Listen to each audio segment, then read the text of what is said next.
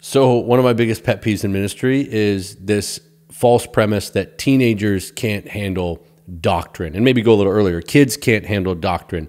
You know, that we just need to have fun at church. And the idea never occurs to people maybe that we send them to school and they excel in math and physics and history and eventually architecture, and they're reading these books. But here's a wild one: sports. They can handle playbooks, signals, coaches yelling at them, parents freaking out in the stands, all at a high pace. And yet, you know, we don't want to put too much pressure on them at church to learn about God and doctrine. I think we're missing the point. It's a false dichotomy.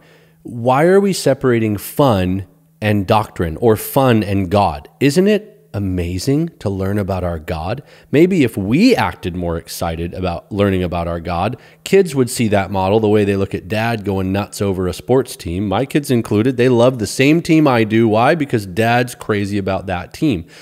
Well, I better hope I'm crazy about God and doctrine and the truth. They're watching the same thing. They don't necessarily do what we say. They do what we do. They follow the model of their leaders. And so in the church, we should be having a blast learning about God, worship, and enjoying Him. That's everything. Kids are smart. They see the standard and they'll meet it. And a lot of times what we do is we lower it.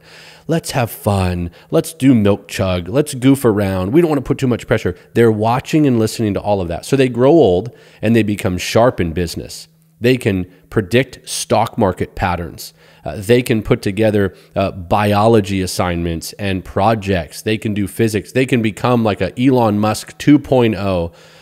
But they expect church to be nothing more than entertainment. Why? Because that's exactly where we left the bar. Stop leaving out doctrine from how you're training your kids and teens.